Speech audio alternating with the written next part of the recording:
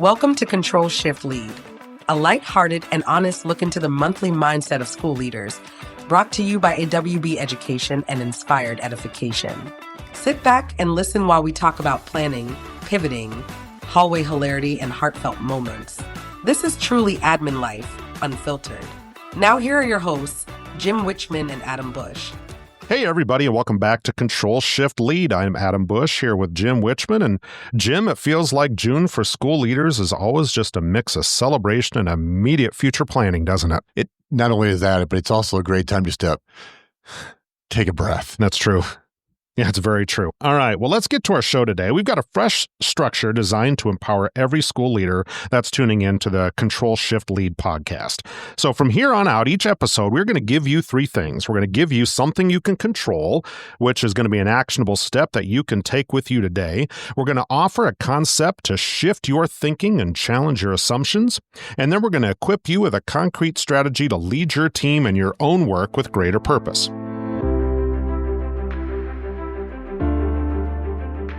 So, Jim, I like this idea. I think this concept is going to work for us. You know, when I hear this, when I hear you read the intro like that, what I really like about it is it really kind of revolves around one topic, and that's perspective. Yeah. So often, especially at the end of the year, we think that we can't control a lot of things, but we got to be reminded that there are a lot we can control, whether it be our actions, our words, perspective, in the way we're communicating with folks. Oh, yeah.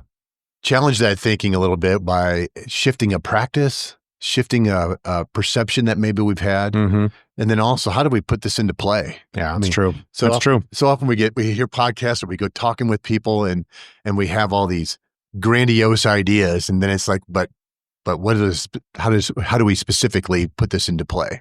Well, and I think too, for school leaders, there's a lot of stuff we can't control, right? And that's just the truth of the job. But there's a lot of things that we can control, and having that opportunity to really focus on that and understanding what those things are, it's going to help us lead our teams, lead our buildings, lead our school districts, whatever it is we're leading. It's going to help us move forward. I used to joke around and say a middle management as a building principal. While there is some truth to that, how we lead in the building really is up to us. That's true. We have a lot more control than we think we do. That's true. For this section today, we're going to talk about things you can control. One of the things in the month of June that we can control is we're kind of, you get the people out of there, teachers out of there. I always make the joke. People ask me about, well, you work in the summertime? Like, yeah, it's perfect. Are you kidding me? No teachers, no parents, no kids. This job is awesome. It's great. Phone calls. Yeah, it's just, you bet. It's great. However, having that opportunity to really focus on what you can do or, kind of reset ourselves a little bit, sometimes you have to give yourself permission to do so, though. So I remember coming into June, the first day when the teachers are on a little break, I guess you would say. Some are in classes, some are in their vacation mode, some are running kids around their own children and so forth. I remember the office staff and me were the only ones in the building, maybe custodians, depending on when their crew was in there at a time. Sure. I would sit in my desk and just listen. Phones weren't ringing. There were no, hey, do you got a second? Do you got a minute? It was just silence. And then there were times when I really didn't even know what to do. I had this great idea that I was going to get everything accomplished in one day and then just kind of write it out a little bit. Yeah. Obviously, it didn't work that way, but I had to look at things a little differently. One of the things I found very helpful to me was I'd go to my whiteboard and I would just write down what I wanted to get accomplished that day. And it just kind of like, I'm going to start something. I'm going to start a project. I think I'm going to finish it all within one day because administrators, yeah, we don't get that opportunity to do so within that. What I started to do over time was also add to that whiteboard reflections of what we accomplished this school year. Oh, sure. So we can talk about academics, but I always like to start with what did we do as a system that made the place better for the students and the adults, not just the students, but leaning into the adults. What are those fun? When do we laugh with each other? Yeah.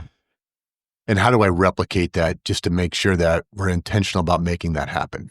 I see that because it's really easy to get focused on the academic goals because, of course, that's always going to be part of the work we're doing. But if we don't take the time to stop and just all of the other stuff that's going on within a school building and a school day, it's really easy to get hyper-focused in the goal work or in that academic goal work. I think it's a really good idea, Jim.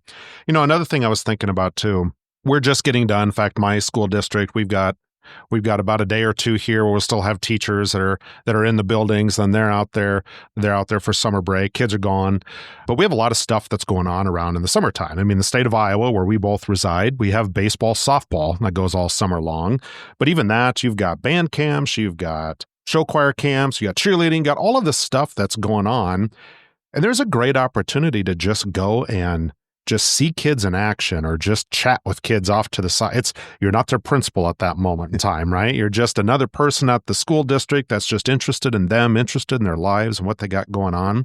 And sometimes it's hard to get out of your office just to go do that stuff. It feels like we're breaking some rule, like we shouldn't be, we should be busy working, we should be planning. But honestly, just sitting out there watching practice for a little bit, stand at the fence and having a little chat with one of the kids or one of the coaches, that's a good moment to be able to focus on that for yourself too, or give yourself permission to do that. Yes. I remember was a middle school principal. So when they would go up to like the 9th grade or 8th, softball or the baseball starts right away. Yeah. And I remember going over to the next building where the school was and just sitting out in the fence. Not only did it take me back to the days of old when I was, that's true, which is good. That's all right. Yeah. It was also great for me to comment when they saw me, to connect with the students there a little bit more, because they couldn't believe that I was there watching their practice, or showed interest in them as a human beyond the classroom. And I can only imagine as a high school principal, you can just walk out the door with the ball diamonds, or even go to the gym for got summer basketball going on or something. Yeah, absolutely. Their opportunities are all over the place. You just got to get out of your office to go see them. Yeah, you have to get out of your office to go see them. So when we do get that opportunity, or make the time, is what I like to say, we make the time to listen to or watch practice and so forth. I think it is important that we kind of picture those athletes, or those in the arts and the musicians and singers in the classroom, so that we get a great opportunity to see the whole child. Yeah, that's true. So one of the things we talked about, giving yourself permission, and you were talking about being okay with the silence. It's also a time too where you can kind of shut off school for a little bit as well. Be okay with taking some time for yourself. I know a lot of people, they feel guilty about taking time off in the summertime, but in fact, I'm at the point now where the month of June, I'm going to have to take quite a few days, because I get that angry letter from HR. It says, take your days. You're not going to give days back, right?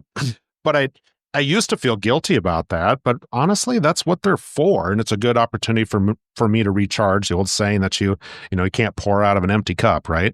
And I think that's really important for us to just take that moment for ourselves to try to make sure that we're doing the right stuff. So I just got done talking about seeing the students as a whole child, seeing them as a human. And so sometimes we forget to do the same for us. We're a principal, so we shouldn't be seen in the grocery store at 10 a.m. Yeah. When we might be grabbing a treat or whatever the case is, and that's okay. Or being anywhere outside of the building in the middle of the day, as far as that goes, a little bit. But just having that vacation day to maybe mow your yard in the middle of a Tuesday. Yeah. Just something simple like that can be really energetic to our batteries within that. So seeing ourselves as a human as well, not just the title, is very important. Lesson to be learned here. What we can control when we're moving into the month of June is that we can control how we're resetting ourselves, how we're trying to redevelop that passion, that fuel that guides us within our buildings and within our leadership journey every single year. That part we can control, and we need to control that part. Take that time to be able to reset ourselves a little bit. I think it's important that we are paying attention to the little things. So if I was a listener and I'm going to say, walk away from here, so what are the things I can control? Yep, I'm going to take care of myself. Here's the way to do it. Slow down, take a vacation day and stay at home.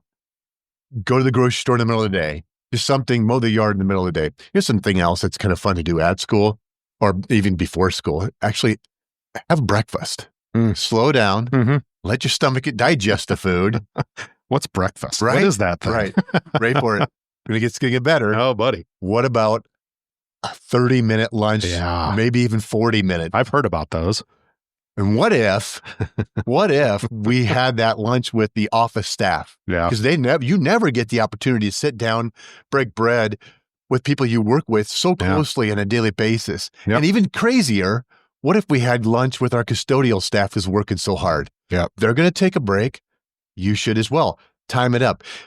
When we get to know each other as humans, the custodians, the office staff, then we start to see each other as, like I said, humans, people. We get to know our families. Yep. And all of a sudden that culture becomes easier to support each other. Yep. And when we're talking about a culture of support, we're talking about everything, not just some, not just the principal supporting the custodian, but maybe Jim is supporting Aaron and Aaron is supporting Jim. Yep. It's a great opportunity for that. That's great. That is great. Absolutely something we should be focusing on for the month of June. It's perfect. Now throwing out a little bone, because principals, you really want to make, hey, buy the custodian's lunch. No kidding. Buy the office staff lunch every now and then. That little bit of money, it's going to go a long way for you. Great. It's probably the best investment I've had as a principal. Yes. Hands down. Absolutely.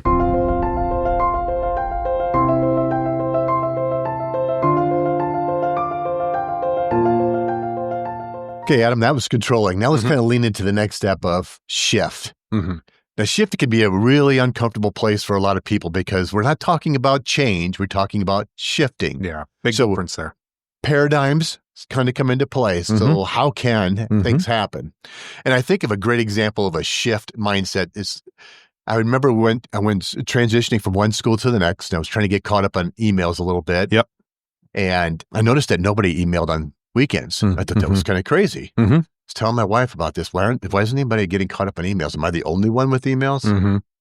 Well, turns out that people just turned off and we became family members in the weekend. And then I learned that the sun comes up on Monday morning, regardless if the emails are out or not. Work's still going to be there. Work is still going to be there. Yeah, absolutely.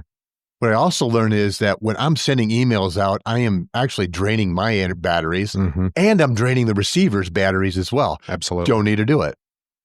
So a shift is kind of into that thinking about how do we communicate with each other. Yeah. One of them is, take this with you, don't email on weekends. Absolutely. Turn it off. Turn it off. Turn it off. Don't email on holidays. Yep. Some have like evenings. You were talking about the evening. Yeah. So, I mean, I was a former administrator that I worked with here a few years back. He had put together a texting protocol with his leadership team. As a assistant superintendent was the role that he was in at the time. And I thought this was a really good idea just to try to make things easier. And so it was like three things. It was like a 1, 2, 3 system, right? If you needed him right now, you would just text the word emergency. That's it. We're not going to text anything else, which, for FOIA requests and everything else, probably a good idea anyway for leaders to remember, put less in a text. That's great. But he would just send the word, or you would just send the word emergency. And that meant to him, as soon as I see this, I'm going to try to get to be able to make a phone call quick because you need me right now. Second thing was, or a little less important, was something like first chance. I think maybe even like just FC. It's all you're going to send was FC. That meant that as soon as you get an opportunity, I need to talk with you. There's something going on, but it's not like the building's literally not on fire right now, right? We can get to this as soon as you get that opportunity. And then the third one was, I think it was WYC, when you can. And it might be the end of the day. It might not be till tomorrow. It's just we need to chat on something. So when you can, get back to me. But that 3-pronged communication approach, shifting to that versus always feeling like I always have to answer the phone every single time. Sometimes I get a call from a principal and so I pop out of a meeting real quick and okay, yeah, what did you need something? Oh, well, I just had a question for you. And like, oh, okay. I'm glad you're calling and I want to talk with you and I'll pop over and have that conversation, but I probably shouldn't have walked out of the meeting that I was just in. So having that communication protocol, something like that, or the expectations, like you're talking about the email piece, what a great expectation to have for our entire staff. Like none of us, we're not going to send emails.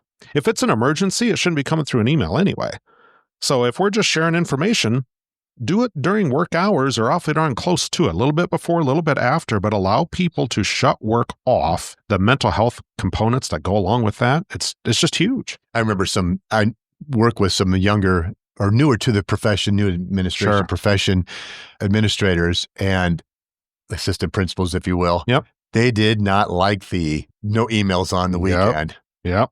They grew into learning, understanding why, and so forth. But when I think about the 1, 2, 3, the emails, what you're talking about is a practice that we establish. It's a practice that we're going to put humans first, but we're also going to keep it clear about when we need the support and when it's just nice to have. Yep. So we've got, don't email on weekends. Yep. Stay away from the holidays. Maybe even don't email after 6 or 7 o'clock. 6 or 7 o'clock, absolutely. Something like that. Yep. By the way, when I first started up as a principal, I would text in the middle of the night thinking that people had all their phones on silent. Terrible idea, by the way. Yep. Because not everybody does. Yep. And then you're setting up a structure for when we do communicate, a 1, 2, 3.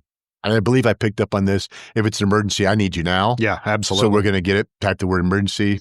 If it's something that's, what was the FC? It was first chance. First chance. First chance. First chance. I Yep. love the first chance one. So, hey, it's not an emergency, but whenever you get a chance. It's pretty important, but It's important. we need to talk to you. Absolutely. And then the WYC, when Yep. you can. When you can. So when you set up this structure, and we could probably even relay it to the walkies that we have in the school. Yeah. I've been in Very schools similar. Yep. as a leadership coach, I've been in schools where administrators would use the walkie-talkie to talk about students. Yeah. Terrible idea. Not a good idea. Because the radio's in every classroom. Absolutely. Everybody's hearing this. I've been in a system where the principal would radio the lunch order they want from the local restaurant for the secretary to go pick it up. By the way, that's a horrible practice if you do that at your school. Don't do that. But people hear this. Yeah. And so setting up a very, like a 1, 2, 3 process of what are you saying on the microphones? When are you saying it? Or the radios, I should say. And then the texting. This all can parlay into when we're doing our fire drills, tornado drills, and you have to do the all clear, all call, zone check. Instead of having each zone tell me when they're ready, we have one person calling and checking in each one. That person is not me. Yeah. The lead principal, it's a designated person. I always had the lead secretary, lead office administrator, and she would, when everything was ready, when the building was clear, then she would call zone 1, zone 2, and the zone leaders could only say one of 2 things. Clear, not clear. Yeah. That's it. That's it. Good idea. Efficiency. And again, back to your 1, 2, 3, it's clear. It's common. We all know what we're talking about here with that. So shifting the mindset from thinking that that's not an area that we really need to touch base, but really kind of lean into our uses with radios, our uses with emails, and our uses with texting. Well, and the month of June's a good time to really put that plan into place, because you're going to roll it out in August with your staff when they come in here, and then you just got to be consistent with it. That's the other piece. I mean, I've talked about that with email in the past, where I've told people like, hey, listen, if you're sending it to me in an email is for sharing of information. That's it. It is not for a communication tool. It is not something to have a conversation with. It is simply sharing of information. So I will get to the sharing of information, but if you're needing an answer from me, it can't come through email, especially if you need it today or anytime in the near future. It can't. As much as I'd like to get back to every single email every day, most school leaders, it's kind of a competition. Like, well, I haven't checked email in 3 hours. So what do we get? 60, 70? How many did I get? And that's just the truth.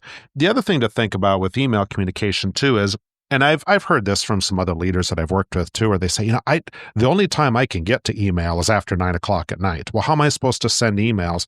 Well, every single email program out there allows you to schedule them. Sure does. Right? So schedule the emails. It's fine if I have to do the work, because that's what my schedule allows me to do, and I choose to do that, and that's okay if that's what it works for me.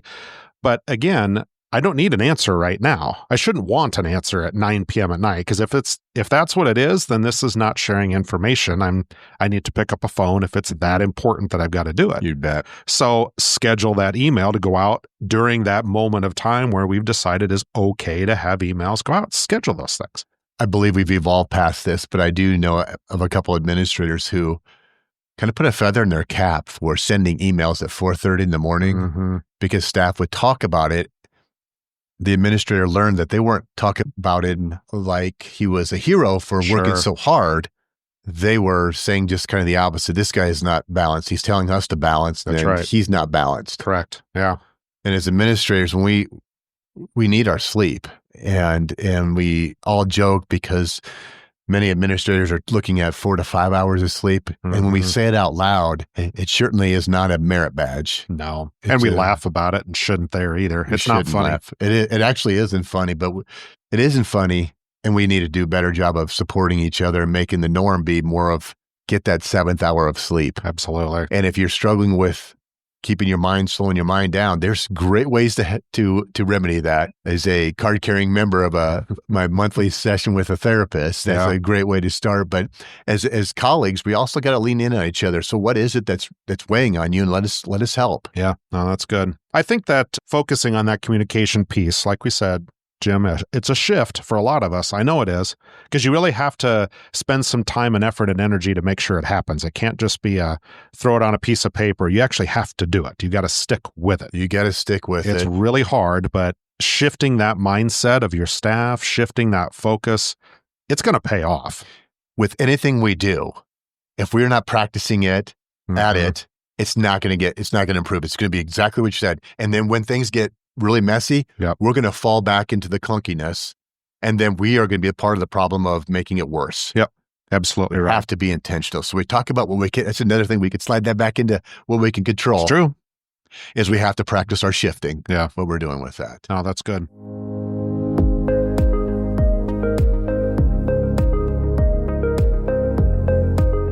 All right. So, Jim, section 3 of this podcast. All right. So we're going to talk about something we can take away for leadership when we're leading.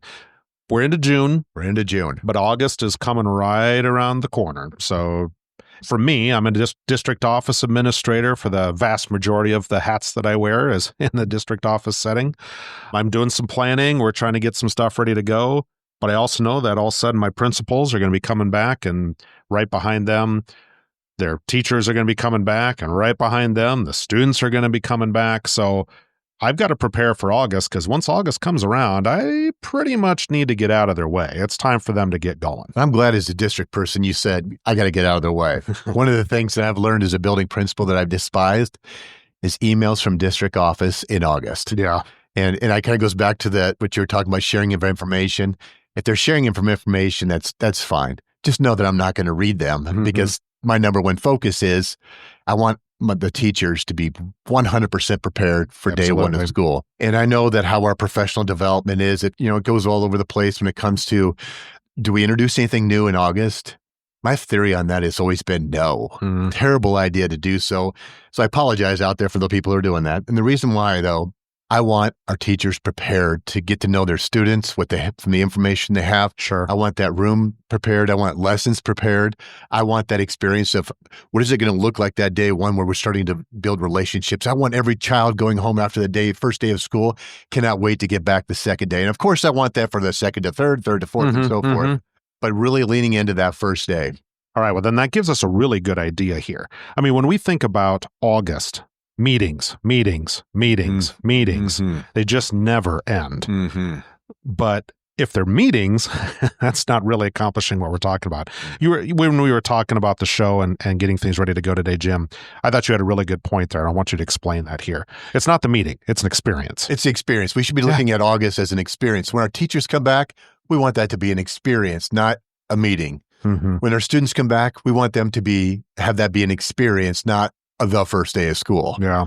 So how do we do that? That's really what we're looking at here. So often as a principal, we often say, we can't plan the agenda until we know what the superintendent's going to tell us to do that. Okay. Yep. So first 5, 6, 10, I don't know what years it was as a principal, that first meeting I hated it. Oh, sure. So I'm the principal and I hate it. I can't even imagine what it was like for a teacher. I come in and for 2.5 hours, I vomit information. With a slideshow behind you. Probably. No, I was in the 90s. PowerPoint was just starting to come out, It was worse than that. It was just an agenda and bullets. Oh. And so then we shifted. And would we do something different? The teachers' night, a leadership team, we would put together an email, but it had all the information in there, and we would set a time for people to read it at their own convenience. Oh, sure. Yep. And we could have some questions, but the leadership team answered the questions. So it wasn't a meeting. It was, what do you need to know in this? Yep. So now we've filtered out a lot. There are certain things that we have to connect with. So thinking about an experience. So when people come back, what happens with every meeting, no matter what the topic is, what happens in that first meeting is people are talking. Yeah. Got to catch up a little bit. Got to catch up. Which is okay. It's great. Yeah. So why not make that experience longer than the first 5-10 minutes of them coming together. And then you're getting frustrated because you're trying to get them under control and like, oh, you wouldn't let your classroom do this and blah, blah, blah. And yeah, been there, done that. I get it.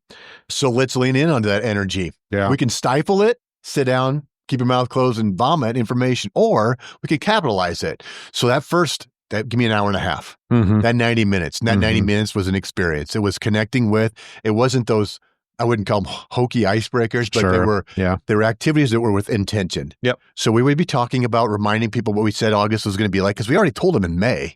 So there was no surprises. It wasn't, hey, what book did Jim read? And I know a lot of people like to do themes. I was never the theme guy because I didn't want a school years to be a start, stop. Yeah. I want it to be, this is just what we do here. And so if you do have a theme, making sure that it's not a start, stop, it's just continuation of the work you're doing. Well, why wouldn't it just be defining your purpose and your passion? I mean, isn't that just your theme, really? Yeah. That's why we're back here, right? Exactly right. We lose that a little bit, that purpose and passion. So why don't we spend in that first 90 minutes to kind of redevelop and what does that purpose and passion look like? So we want to get people back to their emotions of being a child. We want to remember those stories. And why don't we share those stories? Because we don't tend to do that during the school year. No kidding. But we can start being intentional with setting the stage of having the conversation. What was your childhood memory when you were 12 years old? And sharing that experience of playing wiffle ball or kick the can. Yeah. And then you have a population of teachers who ask the question, what is kick the can? Exactly.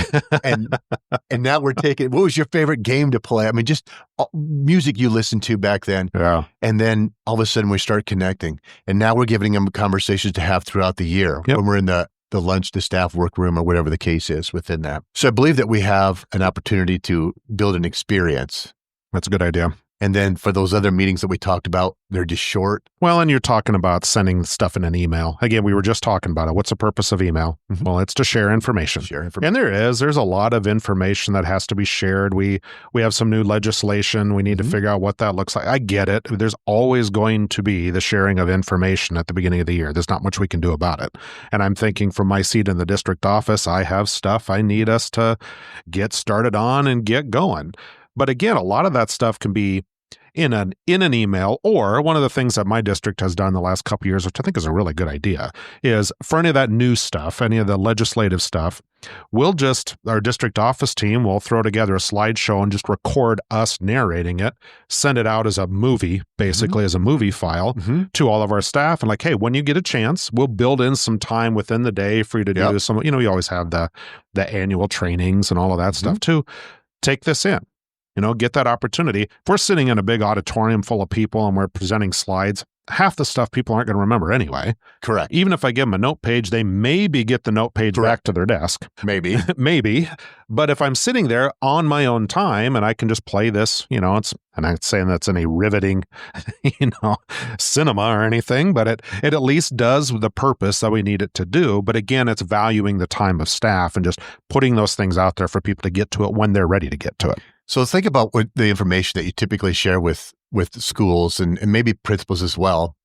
I've always tried to figure out how much of that information do they actually need in August, or could some of that be shared in September and October? Sure. So I really don't know the answer always to that, but I always think about maybe take your legislator information, that movie. Maybe that time isn't built in August, but maybe it's built in September or October or something like that. Could be. Even like some of the communications that we talked about with the control and the shift earlier, keep it alive later on or something, help revisit it anyway. But yeah, again, if it's not pertinent to the start of the year, I mean, every once in a while we do have some legislative changes that unfortunately we do have to do right out of the gates, right? Correct. But no, you're not wrong. I mean, let's not overload people, because it is the old saying of drinking water through a fire hose. There's a lot of that, especially for our new staff.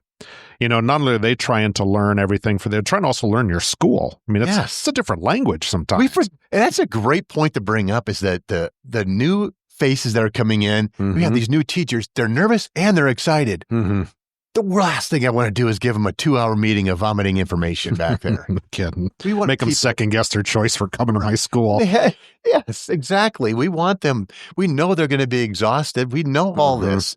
So let's lean into that.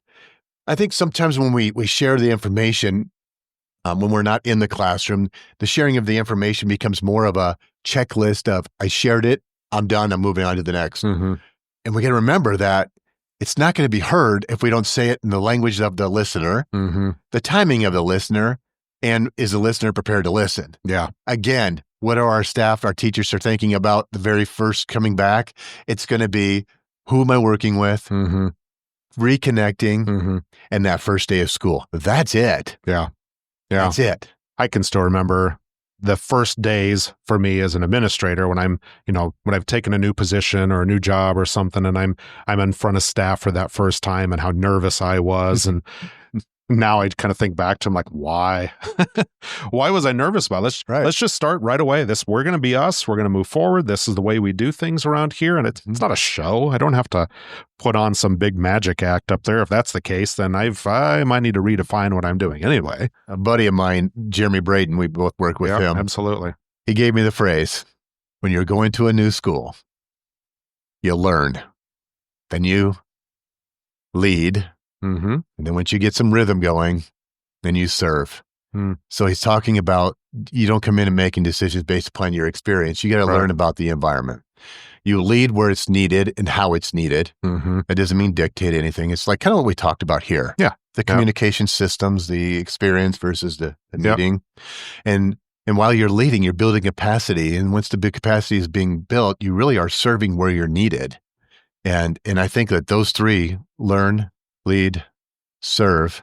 It's great advice. Really kind of talks about, more than anything else, what that first month, 2 months can look like. Mm-hmm. I tried my best to have the first 2 months planned out. Yeah. In June. Yeah. Now there's some tweaking on that, but the gist of it was there so that when the staff was back, I could be present for them. Yeah. And not be shuttled away.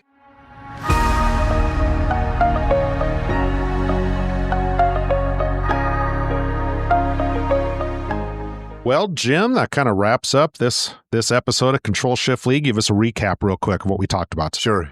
Perfect. Yeah. Control, shift, lead. So for control, remember we talked about catching up on you. Like, what are you going to do to catch up on you when the pace is a little slower? Make sure we celebrate even the small things, whether it be checking out what's the athletics that are happening around your building, the clubs and everything. Yep. Eat breakfast, eat lunch, and even consider buying those custodians and office staff lunch. I like that one there too. And shift, we talked about how we use email and how we communicate with the 1, 2, 3, with the emergency, with the first chance, with the when you get a chance kind of text, emails, and how that parlays over to the radio, the walkie-talkie kind of thing. Yep. And then lastly, with the lead, thinking about August and start planning in June what August could look like as an experience versus meeting. That's your one chance to get everybody together and lean in.